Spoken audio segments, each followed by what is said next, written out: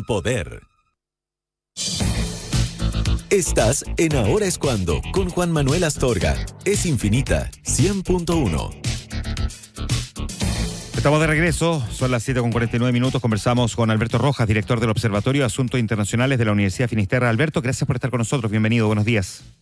Hola Juan Manuel, ¿cómo estás? ¿Cómo te va? Muy bien, Gusto pues, saludarte. Alberto. Muchísimas gracias. Alberto, déjame partir preguntándote la situación en Perú, nuevo presidente, además particularmente controvertido, la figura que elige el Congreso peruano como mandatario transitorio, interino hasta las elecciones de algunas semanas más, da cuenta de una digamos, crisis política permanente, ya no es coyuntural, es bastante estructural. ¿Por qué la crisis en Perú se ha mantenido durante tantos años y no han logrado, digamos, que sus presidentes se sostengan en el cargo, o incluso si logran completar el periodo presidencial, de todas formas terminan luego perseguidos por la justicia?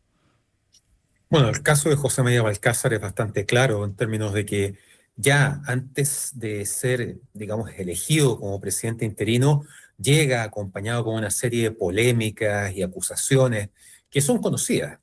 Aquí hay que recordar que el modelo o la estructura política peruana, ya en los años 90, a partir del gobierno de Alberto Fujimori, sufre una profunda transformación en varios aspectos. En primer lugar, paulatinamente se avanza hacia este modelo de un parlamento unicameral, que es bastante complejo en la medida que hace mucho más fácil, por ejemplo, procedimientos como el que hemos visto a lo largo de todos estos años. Procesos de destitución presidencial, que deberían ser excepcionales, se vuelven habituales. Y claramente, hay que reconocerlo, para países de América Latina, la idea de un parlamento unicameral es bastante poco conveniente. Se requieren más mecanismos, más procesos, y ahí un parlamento de dos cámaras como el que tiene Chile, sin duda que es lo más importante. Por otro lado, vemos que los partidos políticos se han ido vaciando de contenido. Hoy los partidos políticos son básicamente maquinarias electorales que funcionan, se prenden, crean alianzas al momento de que hay una elección. Y después de eso, el tema se diluye completamente, lo cual ha ido generando también un fuerte descontento dentro de la población peruana. O sea, hay que ver que basta que hayan pasado 5 o 6 meses en elecciones presidenciales o en elecciones parlamentarias y la gente sale a las calles con el mismo cartel, que se vayan todos, y que se vayan todos los que ellos mismos votaron. Es decir, hoy día la oferta electoral es muy pobre, partidos políticos que básicamente funcionan para lograr la elección de un caudillo, de un candidato para llegar a la presidencia, vista como un botín en términos políticos, económicos, etcétera, y que ha suscitado inevitablemente tantos casos de corrupción, malversación de fondos, etcétera. O sea, en este minuto Perú lleva 8 presidentes en 10 años. Y no estamos contando todos los presidentes anteriores como Toledo, Ollanta Humala, que están en la cárcel. Es decir, aquí lo que vemos es un colapso permanente, como dices tú, de la estructura política peruana, que parece una especie de modelo zombie en la medida que Perú sigue funcionando. Y ahí pareciera que la figura clave, no quiero decir el verdadero presidente, pero la figura clave es Julio Velarde Flores, que es el presidente del Banco Central y que lleva 20 años en el cargo y es quien ha sido constantemente ratificado por todos los presidentes que hemos visto en Perú.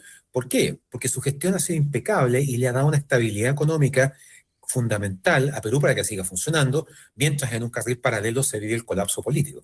Ese es un gran tema en sí mismo, la estabilidad de la presidencia del Banco Central. No es solo la institucionalidad del Banco Central y cómo está construida. Entiendo que desde 1993, o sea, ya lleva más de 20 años, o sea, va a los 30 años, sino que también la figura que encabeza el Banco Central. Ahora, de todas formas, si uno le hace un doble clic, ¿no?, a la realidad económica peruana, claro, la macroeconomía se ve muy estable, pero cuando uno la lleva a la calle, la situación es bien distinta. O sea, hay niveles de informalidad laboral que entiendo son los más altos de Latinoamérica, y si bien tienen una inflación súper controlada, de las más bajas de Latinoamérica, estamos hablando de poder adquisitivo del peruano promedio también muy bajo, ¿no? Sí, efectivamente, ese es uno de los elementos que siempre es un desafío para cada uno de estos presidentes que va llegando al Palacio Pizarro, que son las demandas sociales, es decir, mejor calidad de vida, poder adquisitivo, seguridad. Recordemos que además Perú no solamente tiene a su haber importantes grupos de crimen organizado como los pulpos que operan desde hace muchos años en Chile, sino además el hecho de que ha habido una serie de ataques, atentados, tiroteos a nivel público, que obviamente generan inquietud y temor en la población. Entonces, el tema es básicamente muchos frentes que enfrentan cada uno de estos presidentes, siendo el frente económico el más complejo, pero me atrevería a decir que hoy rivaliza con el tema de la seguridad. ¿La seguridad es un elemento clave hoy día dentro de del Perú? ¿Qué tan clave Sí, es? Digo, es, considerando lo que se vive, por ejemplo, en Ecuador, país fronterizo, ¿no?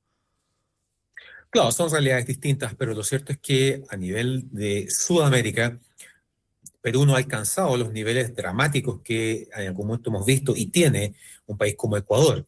Sin embargo, para un estándar como el de la historia peruana, el hecho de que haya ataques, secuestros, tiroteos a bandas musicales, etcétera, demuestra una capacidad de operación por parte de los grupos vinculados al crimen organizado muy alta, que además obviamente genera un fuerte nivel de corrupción a nivel del aparato estatal. Por lo tanto, sin duda que el tema de la seguridad es clave para Perú y sobre todo para los países vecinos. En la medida que a Perú le vaya un poco mejor en términos de seguridad, probablemente no, eso va a tener repercusiones acá. Grupos criminales podrían empezar a moverse más hacia Chile o, si se hace bien el trabajo, lograr una neutralización tanto en Perú como en Chile, pero eso ya es más complejo y toma más tiempo. Hablemos un segundito antes que se nos vaya el tiempo de otro tema de la crónica internacional que ha estado también sobre la mesa, especialmente desde ayer con la detención del ex príncipe Andrés. ¿Se puede hablar de ex príncipe a todo esto? O príncipe en retiro? Me parece que sí, porque después de todo, recordemos que su madre, la reina Isabel, partió despojándolo de todos sus rangos militares. Y después su hermano, el rey Carlos III, lo despoja de los títulos nobiliarios. Por lo tanto, hoy día es un ciudadano completamente de a pie, por decirlo de alguna manera, guardando las proporciones.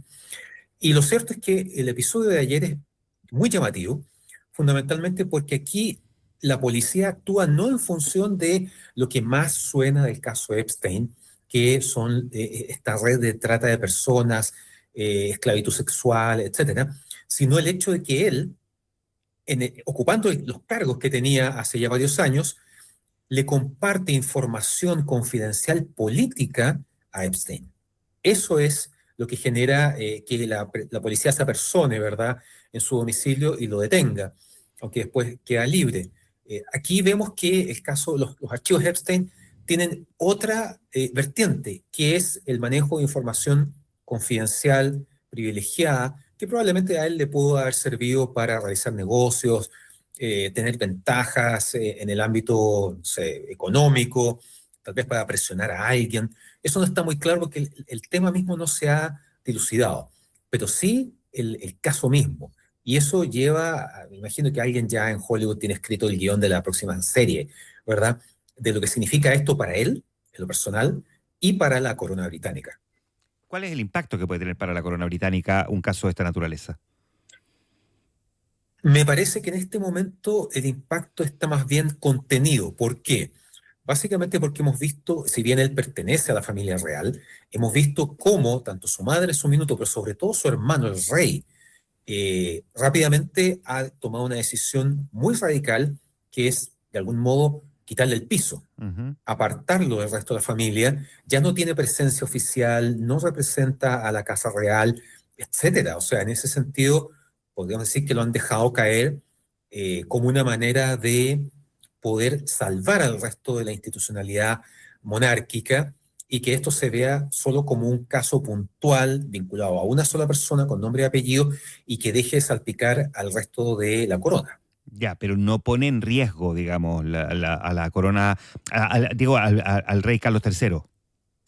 Me parece que no, básicamente porque la gente hemos visto cómo cada vez que aparece en público siempre hay demostraciones contrarias, ¿verdad? En general le tiene mucho aprecio por su historia, Diana, Camila, todo eso, pero además porque él ha tenido una posición firme. Lejos de querer encubrir o proteger a su hermano, ha sido totalmente transparente y ha hecho algo que me parece que evoca un poco lo que fue el reinado de su madre, que si bien ella era la madre de esta gran familia, siempre puso por delante su rol como reina. Y Carlos en estas decisiones demuestra que está haciendo lo mismo. Pone por delante el bienestar, la seguridad y la estabilidad de la casa de los Windsor y el rol que juega en términos de imagen para el resto del Reino Unido. Aquí no ha habido una campaña de, digamos, intentando apañarlo, intentando protegerlo o entorpeciendo las investigaciones. Por el contrario, Carlos ha sido muy claro y que esto tiene que seguir su curso. Por último, el caso de Jeffrey Epstein pareciera haber quedado como en un loop bastante sin fin, es decir, como que a esta altura podemos seguir hablando eternamente de él, pero finalmente ya no vamos a pareciera conocer realmente lo que digamos, lo que ese entramado pudo haber provocado, los grados de responsabilidad, los abusos cometidos por personalidades, ¿o tú crees que en algún momento puede llegar a ver la luz realmente? O al menos como la gente lo espera. O sea, tomando en cuenta que se han desclasificado prácticamente 3 millones de documentos, en donde hemos visto de todo. O sea, aquí lo que más ha sonado, por decirlo de alguna manera, es el hecho de que aparece el presidente Trump, aparece Bill Gates, etcétera. Pero también hay una serie de otros elementos que si uno revisa, sobre todo la prensa extranjera, da cuenta de la realización de ritos, sacrificios de lactantes, cosas que están en los mails de Epstein y que no han sonado tanto, y cómo esto parece ser una especie de onda expansiva que no se detiene.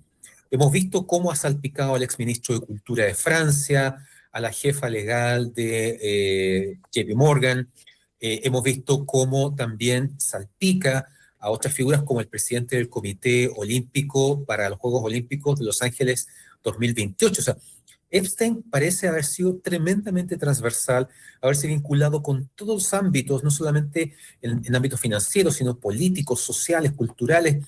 Hay mails en donde se habla de que él insistentemente busca una reunión con Vladimir Putin.